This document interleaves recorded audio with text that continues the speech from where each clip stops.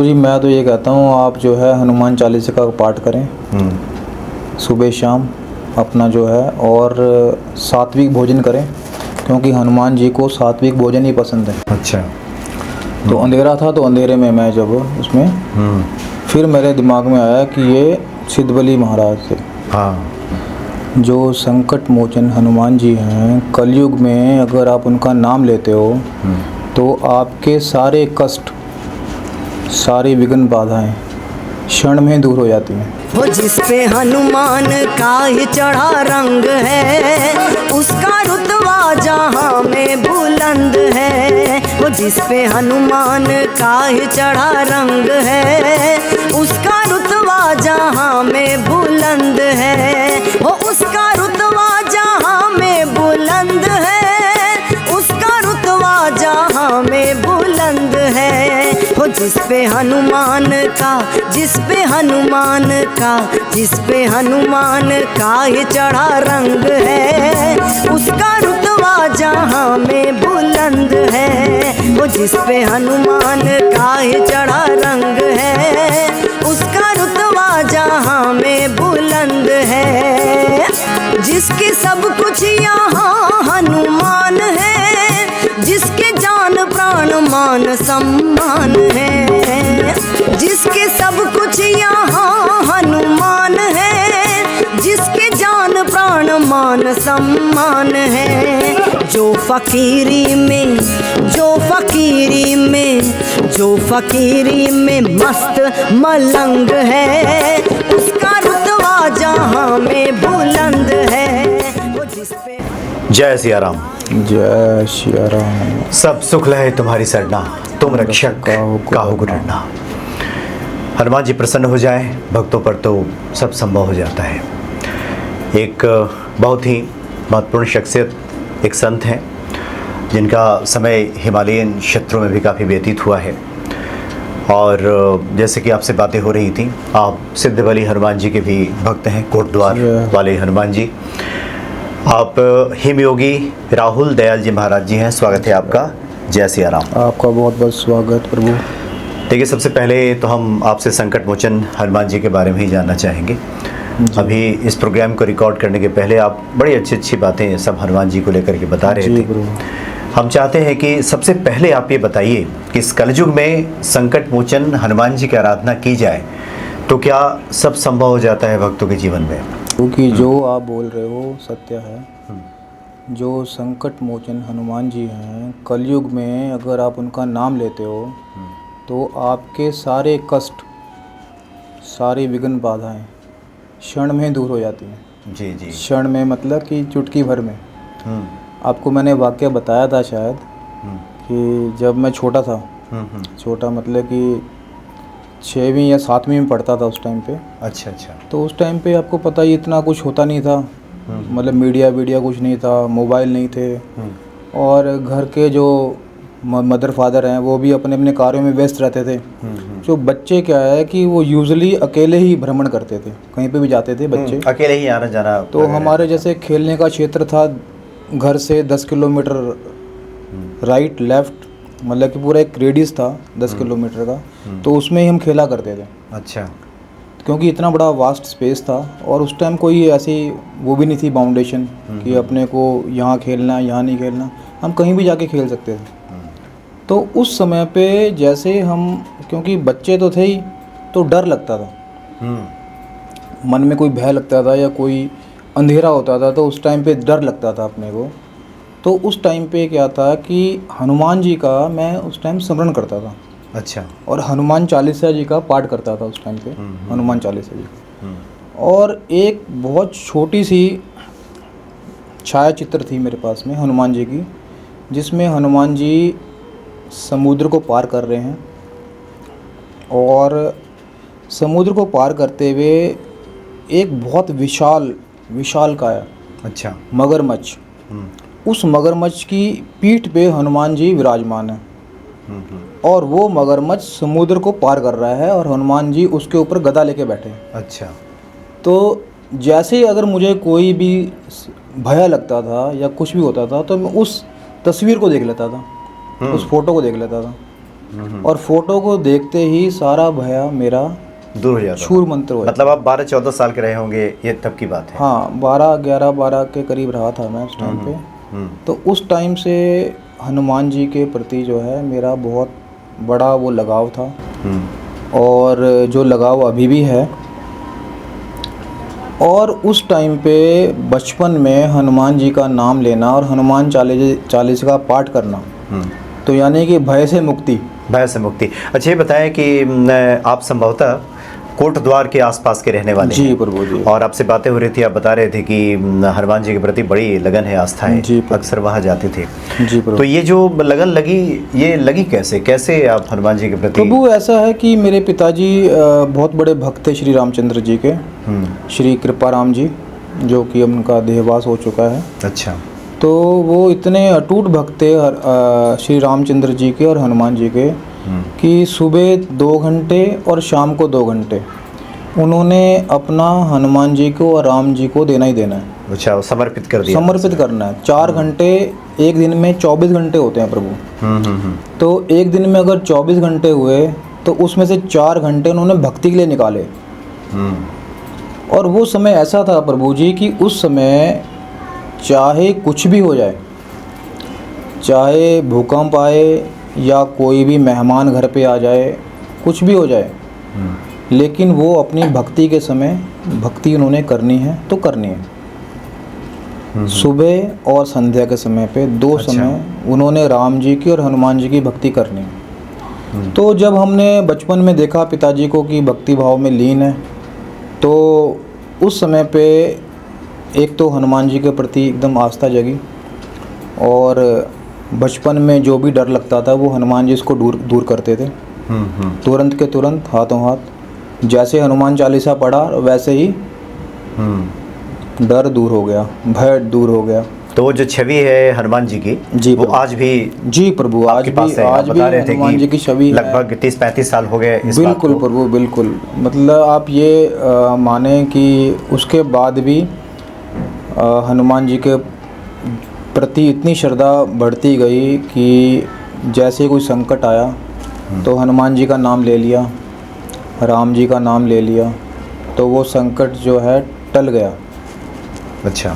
ऐसे ही मैं एक बात बताता हूँ कि जब मैं 11वीं या 12वीं में रहा हूँगा, 11वीं या 10वीं में, तो तब कोट द्वार में जो सिद्धबली हनुमान जी का मंदिर है वो हमारे घर से 21 किलोमीटर दूर है।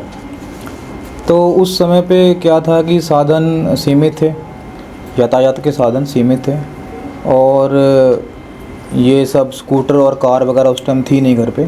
तो हमारे घर पे साइकिल हुआ करती थी। तो मैंने क्या करना, मैंने सुबह उठना, प्रातः उठना, स्नान करना, और स्नान करने के तुरंत बाद साइकिल उठानी और हनुमान जी के मंदिर जाना। अच्छा, मतलब ये नित्य का क्रम था? नित्य का क्रम था। अच्छा। हनुमान जी के मंदिर जाना 21 किलोमीटर साइकिल चलाकर, और वो भी स्पीड में चलाकर, हनुमान जी के दर्शन करने। और हनुमान जी के मंदिर के पीछे एक जंगल है। अच्छा। उस जंगल में बैठ जाना और वहीं पे हनुमान जी के लिए कविताएं लिखनी।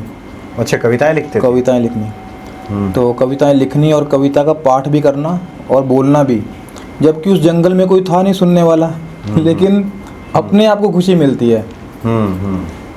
तो कविताएं का पाठ, अब हनुमान जी की कविताएं लिखनी और उसका पाठ करना। अच्छा, मतलब हनुमान जी को कविताएं समर्पित किया करते थे उन दिनों में भी? उन दिनों में तो वो अच्छा। हनुमान जी को प्रति कविताएं हमने लिखी और उसी जंगल में गाई, हमने सुनाई नहीं किसी को। तो वो कविताएं अब इधर उधर हो गई, कुछ पन्ने वन्ने में लिखी थी, वो काफ़ी समय हो गया उस बात को। और भी कुछ संस्मरण आप सिद्धबली हनुमान जी के बारे में बता रहे थे, क्योंकि उन संस्मरणों को सुन करके बड़ा आनंद तो आ ही रहा था। जी, उन संस्मरणों को सुनने के बाद भक्ति भाव भी बढ़ती है, भक्त अगर सुने तो।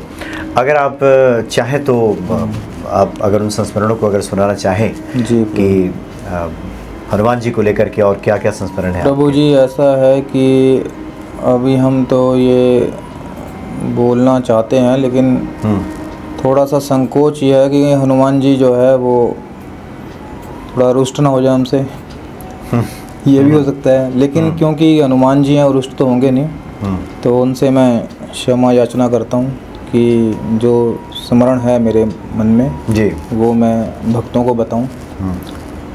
बात थी कि इतवार का दिन था उस दिन, और मैं सुबह रोज़ की तरह प्रतिदिन की तरह मैं साइकिल उठा के अपना हनुमान जी के दर्शन करे और फिर मैंने जंगल में जाके कविता पाठ किया, हनुमान जी का कविता लिखी और पाठ किया। फिर मैं वापस आ गया, घर में आया और मैंने जो है दिनचर्या अपने करी, जो भी था वो करी, और संध्या के समय मैं सो गया। सोने के बाद क्या हुआ प्रभु जी कि एक हमारा रूम था, 13 बाय 14 का रूम रहा होगा, तो उसके बीचों बीच एक बहुत विशाल देव पुरुष विराजमान थे। अच्छा। सेंटर में, मतलब जैसे किसी भी कमरे का जो सेंटर पॉइंट होता है जिसको ब्रह्म स्थान बोला जाता है, तो उसमें एक बहुत ही सिद्ध पुरुष विराजमान थे। बहुत भयंकर शरीर था उनका। अच्छा। मतलब कि आप ये मान के चलें कि एक आसन में बैठने के बाद उनकी हाइट करीब 6.5-7 फुट के करीब रही होगी। 6 और 7 के बीच में रही होगी, अंदाज़ा मैं बता रहा हूँ कि बैठने के बाद एक आसन में, पद्मासन में बैठे हुए थे, और उसके बाद में उनका शरीर जो है 7 फुट या 6 फुट के करीब ऊंचा था। तो यानी अगर ये मान के चलें कि अगर वो संत खड़े हो जाएं तो वो 12-13 फीट के रहेंगे। अच्छा, इतनी ऊंचाई उनकी होती इतनी ऊंचाई होगी। और भयंकर शरीर था। 3 फुट 4 फुट के करीब तो उनका शरीर का ऊपर का व्यास था। जटाएं थी बड़ी बड़ी और दाढ़ी भी थी। तो जैसे ही पूरा कमरा जो है रोशनी से जगमग हो गया और मैं एकदम से वहाँ पे आया और मैंने उनको नमस्कार किया तो उन्होंने अपनी नेत्र खोले, नेत्र बंद थे, नेत्र खोले और उन्होंने जो है नेत्रों से मेरी तरफ देखा। तो उसके बाद में उन्होंने एक आशीर्वाद की मुद्रा बनाई और वो आलोक हो गए। अच्छा। तो फिर मैं एकदम से मैंने कहा ये क्या हुआ, अभी रात का समय और एकदम रोशनी, फिर अंधेरा हो गया, क्योंकि गांव में आपको पता ही है अंधेरा रहता है, लाइट आती ही नहीं है। तो उस समय क्या था कि बिजली की व्यवस्था नहीं थी, तो लाइट आई नहीं। अच्छा। तो अंधेरा था, तो अंधेरे में मैं जब उसमें फिर मेरे दिमाग में आया कि ये सिद्धबली महाराज थे। हाँ। तो उस दिन सिद्धबली महाराज जी के उस दिन दर्शन उन्होंने दिए। अब उन्होंने भक्ति से प्रसन्न होकर दिए, या कोई आपदा आने वाली थी उसको टालने के लिए उन्होंने दर्शन दिए। तो ये उन्होंने, मतलब ये आपका भी अनुभव है, जो कि बहुत से ये संत बताते हैं कि हनुमान जी वो कनक भूधराकार शरीर में भले दर्शन दे न दें, लेकिन भक्तों को किसी न किसी रूप में कहीं ना कहीं वो दर्शन दे ही देते हैं। बिल्कुल प्रभु, बिल्कुल। देखो, जो भक्त के अंदर श्रद्धा होती है वो श्रद्धा से ही हनुमान जी दर्शन देते हैं। श्रद्धा रहेगी तो दर्शन अवश्य होगा। जी जी। अच्छा, हम आपके अनुभवों को और जानेंगे, क्योंकि आपके हिमालय के क्षेत्र में भी आपका काफ़ी समय बीता है। कुछ हनुमान जी की प्रसन्नता को लेकर भी हम आपसे बात करेंगे, कुछ आपकी आध्यात्मिक। लेकिन सबसे पहले आपके कुछ जीवन चरित्र के बारे में हम चाहते हैं कि जो लोग आपको सुन रहे हैं उनके बारे में भी जिज्ञासा होगी। एक आम घरों में जैसा होता है कि कोई जो बालक है जी, वो वृद्धि जब होती है, बड़ा होता है, तो उसके बाद हर कोई सांसारिकता में उतरता है। जी प्रभु। तो आपके ये कैसे ये फिर आया कि आपको संत वेश और फिर आप इस मार्ग पे आप चलेंगे? देखो प्रभु, ऐसा है कि ये तो बचपन से, बाल अवस्था से ही रुझान था। अच्छा। क्योंकि जब मैं बहुत छोटा था और ये मालूम नहीं था कि संसार क्या है, उस समय से ही मन में ये था कि कोई ना कोई शक्ति तो है जो हमें चला रही है। और मेरे माता पिता ने मुझे जन्म दिया है, लेकिन मेरे माता पिता एक दिन चले जाएंगे, इतना आभास तो मुझे बचपन में था। बहुत छोटा था उस टाइम में। तो उस टाइम बचपन में क्या करता था कि मैं घर के कोने में बैठ जाता था। अच्छा। घर का ऐसे कोना कि जहाँ पे रोशनी ना हो, अंधेरा हो, अंधकार हो, उस कोने में बैठकर मैं ये विचार करता था कि भले ही मेरे माता पिता आज हैं, लेकिन ये कल को नहीं रहेंगे। उस टाइम मेरे दिमाग में ये विचार था कि मेरे माता पिता चले जाएंगे छोड़कर, तो फिर हमें कौन देखेगा, तो फिर हमें कौन देखेगा। तो तब विचार दिमाग में आया कि जो जीव का जन्म हुआ है उसको पालने वाला है, क्योंकि उस जीव का जन्म उसी ने किया है, पालनहार ने किया। फिर एक बार मेरे पिताजी ये बात बताते थे कि एक बार मेरे पिताजी भी बच्चे थे, तो वो कहीं गैयाँ चरा रहे थे जंगल में, क्योंकि उस टाइम बच्चे चराते थे मवेशियों को। तो मेरे पिताजी बताते थे कि उन्होंने खेल खेल में एक पत्थर लिया और उस पत्थर को दूसरे पत्थर पे पटका। अच्छा। तो जब वो पत्थर दूसरे पत्थर में उन्होंने पटका तो वो पत्थर टूट गया। टूटने के बाद उन्होंने देखा कि उस टूटे हुए पत्थर के अंदर एक चींटी है। हाँ। अच्छा। और उस चींटी के मुंह में एक चीनी का दाना है। अच्छा। तो मेरे पिताजी ये बात बताते थे कि उस टूटे हुए पत्थर के अंदर से चींटी निकली और उस चींटी के मुंह में चीनी का दाना था। तो मेरे पिताजी ने ये आवाज़ किया कि देखो, इस चींटी को इस पत्थर के अंदर चीनी का दाना देने वाला परमात्मा है। जिस बीहड़ में चीनी लोगों के घरों में नहीं है, बहुत अमीर व्यक्ति उस टाइम चीनी का सेवन करता था, और वो चीनी का दाना एक चींटी के मुंह में, एक पत्थर के अंदर जो चींटी पाई गई। तो मेरे पिताजी ने ये बताया हमें कि देखो, जो पालने वाला है वो आदमी को वहीं जाकर उसके मुंह में अन्न देता है। आदमी खुद कुछ नहीं कर रहा है, आदमी खुद कुछ नहीं कर रहा है। हम ये सोचते हैं कि मैं कर रहा हूँ, लेकिन हमारे सामर्थ्य में कुछ नहीं है। करवाने वाले हनुमान जी हैं, राम जी हैं, या भोलेनाथ जी हैं, जिसको आप मान रहे हैं। करवाने वाले वही हैं। मतलब कोई पालनहार है, ये उसी समय पालनहार है, ये मुझे बचपन में विदित हो गया था। हाँ। उसके बाद में प्रभु जी काफ़ी सारे ऐसे चीज़ें चलती रही। फिर हमने पढ़ाई करी, लेकिन क्या हुआ कि पढ़ाई करते वक्त भी बहुत सारी कुसंगतियाँ आई। आसपास बहुत कुसंगति वाला माहौल था। साथ के सहपाठी जो है धूम्रपान कर रहे थे, कुछ कर रहे थे, व्यसन कर रहे थे, और उन्होंने बहुत कोशिश करी कि हम भी उस व्यसन को अपनाएं। अच्छा, अपनी तरफ खींचें, कुसंगति में डालें। लेकिन ये मान के चलें कि परमात्मा ने, हनुमान जी ने उनकी तरफ आकर्षित ही नहीं किया। तो परमात्मा की इतनी कृपा रही कि व्यसन कोई किया नहीं, कोई भी नशा कुछ इस टाइप का कुछ नहीं किया, और हम चलते रहे आगे। फिर पढ़ाई करी, और उसके बाद में जो है हम जो है इसमें जॉब में लगे। जॉब में आने के बाद में क्या हुआ कि हमारी शादी हो गई। पिताजी का मेरा स्वर्गवास हो गया था 2005 में। 2005 में ही मेरी लास्ट में शादी हो गई थी। तो तब से जो है परमात्मा के प्रति, भगवान के प्रति, हनुमान जी के प्रति बहुत श्रद्धा थी, और श्रद्धा आज भी है। इसके अलावा फिर बीच में शादी के 3-4 साल के बाद में मैं हिमालय चला गया, क्योंकि मुझे जानना था कि शिव तत्व क्या है। तो ये अचानक कैसे फिर आभास हुआ कि अब यहाँ से थोड़ा निकले हम बाहर? हाँ प्रभु, एकदम से क्या हुआ कि बीच में बहुत ज़्यादा मेरा हो गया था कि एकदम से जुड़ाव हो जाता था परमात्मा के साथ। तो जुड़ाव होता था तो मुझे समझ नहीं आती थी क्या हो रहा है। आसपास के माहौल से मुझे कुछ समझ नहीं आती थी। तो शादी के 2.5-3 सालों के बाद हिमालय चले गए? हाँ, शादी के 3-4 साल के बाद अच्छा, मैं हिमालय चला गया। वहाँ पे मैंने अपनी साधनाएं करी। तो लोगों ने रोका तो काफ़ी होगा, जैसा कि होता है बिल्कुल प्रभु, रोका तो, कहाँ जा रहे हैं आप तो बिल्कुल संसार में हैं। हाँ। तो प्रभु उसमें क्या हुआ कि उस समय थोड़ा सा मतलब जो मेरी वो थी, क्या नाम उसका, एकाग्रता, अच्छा, वो लोगों के प्रति जुड़ नहीं पा रही थी। तो वो उस समय क्या होता था कि जैसे मैं बैठा हूँ कहीं पे, तो मैं खो जाता था अपने आप में। तो लोग मुझे बोलते थे कि भाई कौन, क्या ये कार्य करना, वो कार्य करना है।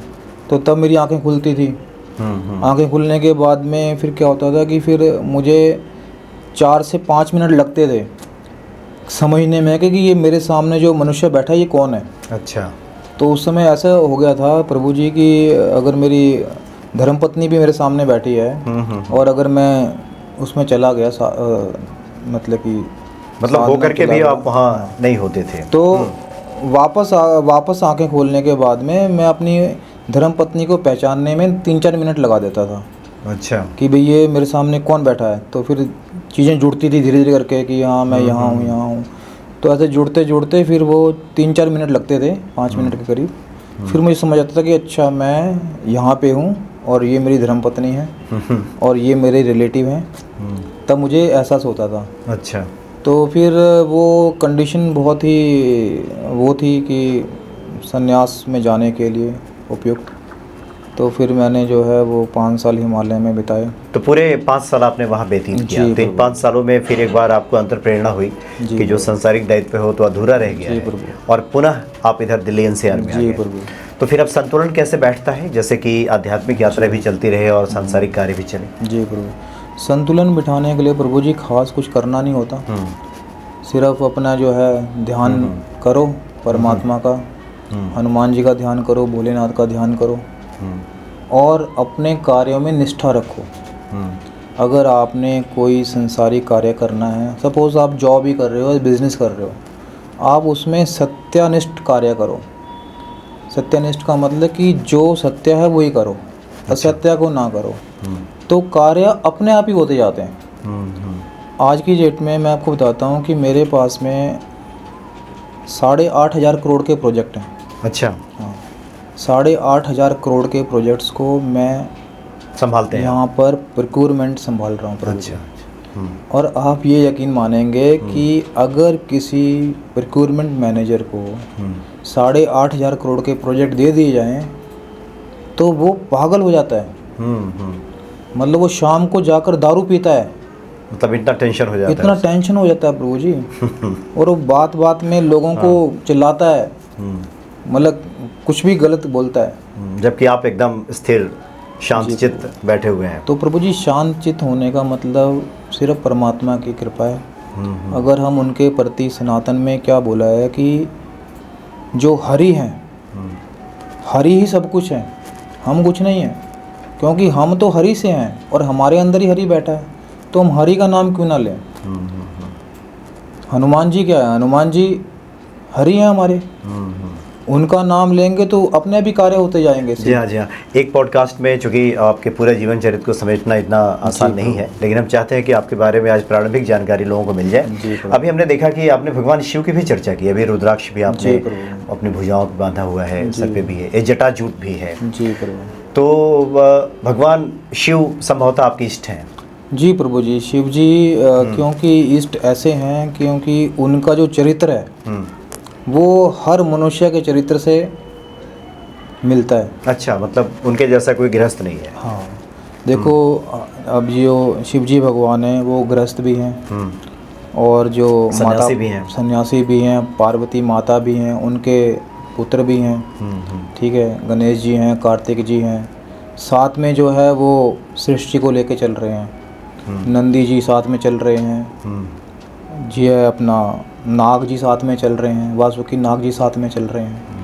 ठीक है, तो कहने का मतलब है और सन्यास में भी। एक कोई व्यक्ति आपसे मिले और कहे कि देखिए मैं तो बहुत परेशान हूँ, जी प्रभु, नौकरी की दिक्कत है, प्रमोशन नहीं हो रहा है, बहुत सैलरी नहीं बढ़ा रहा है, जी प्रभु, क्या करना चाहिए मुझे? प्रभु जी मैं तो ये कहता हूँ आप जो है हनुमान चालीसा का पाठ करें सुबह शाम अपना जो है, और सात्विक भोजन करें क्योंकि हनुमान जी को सात्विक भोजन ही पसंद है।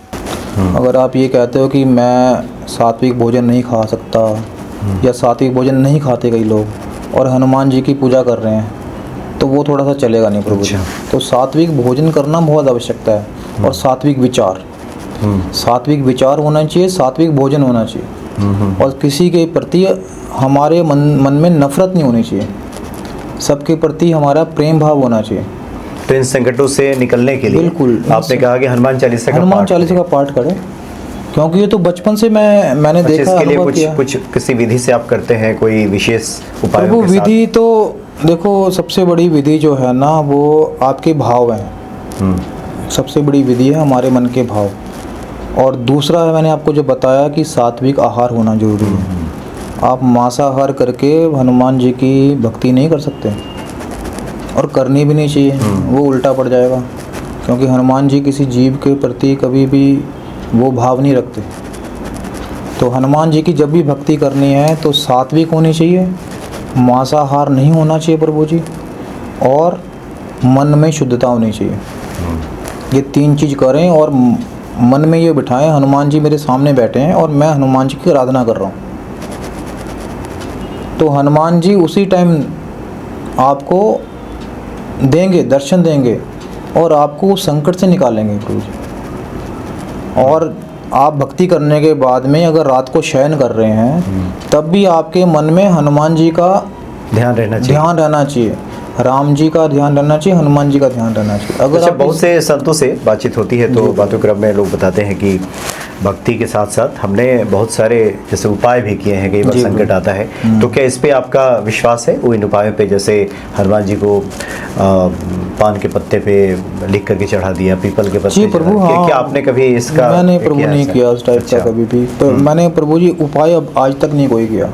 अच्छा, विशुद्ध भक्ति में ही आप? हाँ प्रभु जी, क्योंकि उपाय भी होते हैं, मैं इस बात को नहीं काट रहा हूँ, क्योंकि उपाय एक शॉर्टकट माध्यम है।